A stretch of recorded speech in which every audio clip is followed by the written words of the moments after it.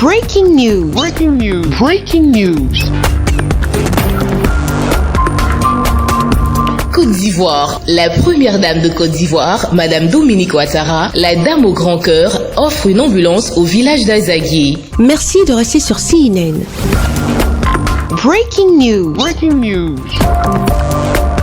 Azaguié, un village situé à une quarantaine de kilomètres d'Agboville, dans la région de l'Agné-Bitiassa et précisément au centre de santé urbain d'Azaguié. L'infirmier de garde réexamine une patiente gardée en observation, le temps pour lui de savoir si son état de santé nécessite une évacuation vers le centre hospitalier régional d'Agboville. Si oui, se posera une autre difficulté, celle du manque d'ambulances dans le centre de santé urbain Azaguié. Avec la voie qui a été réaménagé il y a de cela 2 ans. Nous sommes vraiment en contact avec des blessés, des accidentés et nous avons cette grande difficulté pour les évacuations au niveau du CHR d'Agboville.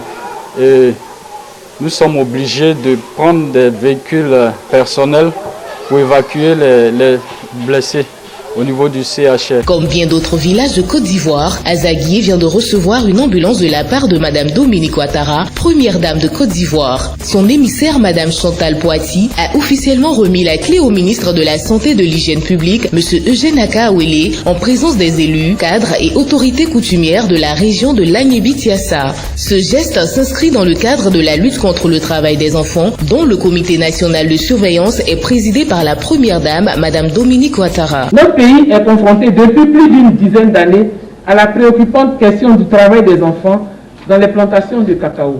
Il est important que les parents qui représentent la main-d'œuvre adulte puissent se rendre à l'hôpital quand ils sont malades pour pouvoir assurer leur suivi et la suivi de leur famille, afin qu'aucun enfant ne soit obligé ou contraint d'abandonner l'école pour devenir travailleur domestique ou agricole.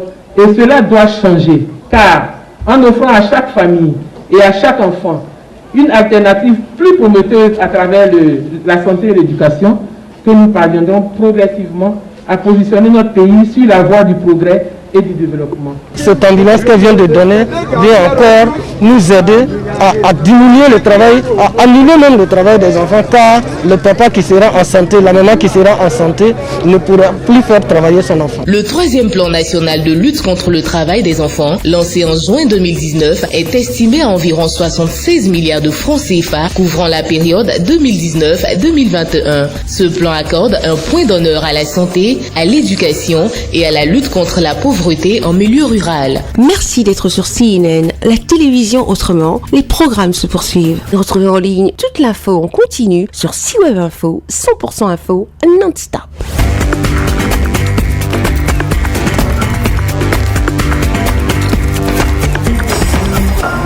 Breaking news. Breaking news. Sur CNN.